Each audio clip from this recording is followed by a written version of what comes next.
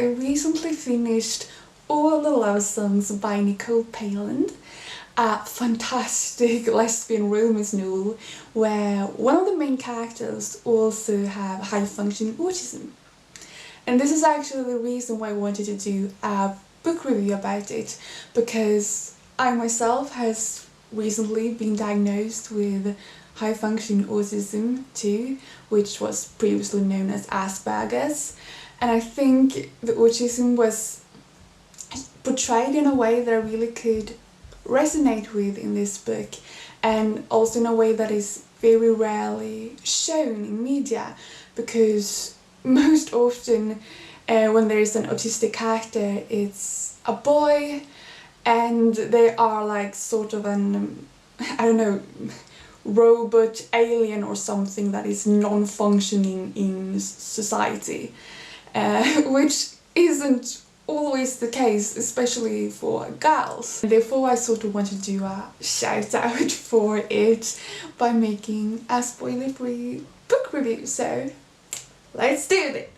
Boom, boom, boom.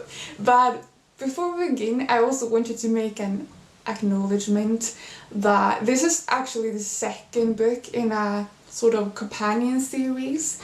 I didn't know it going in, so you don't have to read the first book, but I wanted to know that if you read the second book, this one, or the Love Songs, you will be spoiled by how one of the relationships in the first book plays out. But once again, you really don't have to read the first book in order to like enjoy this book. But with that said, let's begin with the book review. All the Love Songs are about these two actresses, Kenzie and Lennox, who meet for the first time at a week-long summer camp that one of their mutual famous best friends is hosting for her famous friends, so that they can get away from all of the media and paparazzi and just have fun, relax in peace without anybody watching them.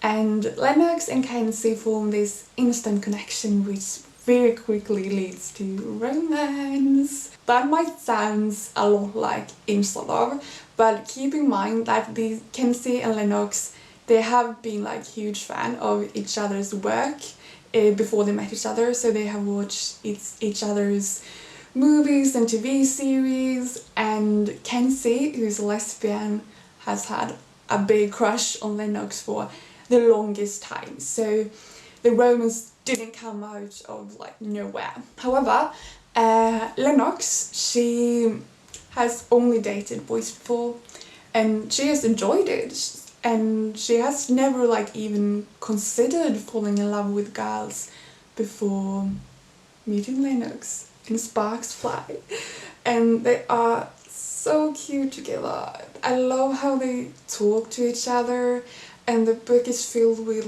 longing and desire and heartbreak and such lovely love scenes. I love the love scenes.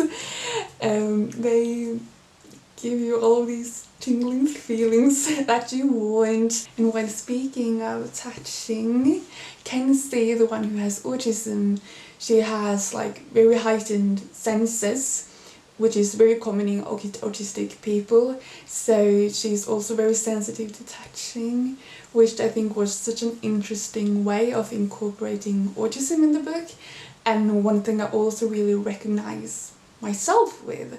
And I just, in general, I think I'm so thankful for this book, that it showed autism in a way that is very rarely shown.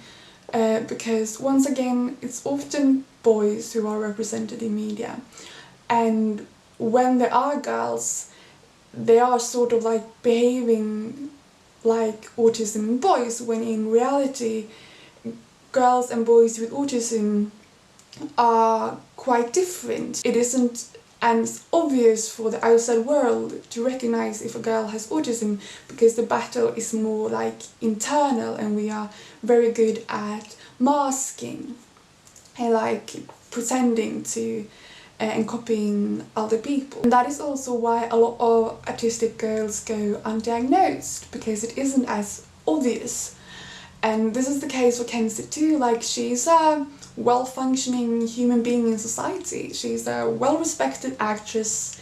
However, she has these internal struggles, especially with social interactions. Like, she feels uncomfortable and unnatural, and she likes to get away from them quite often to recollect herself because it all gets like too much for her. So I think if you are looking for a book that portrays autism in women, I would really recommend you reading this book.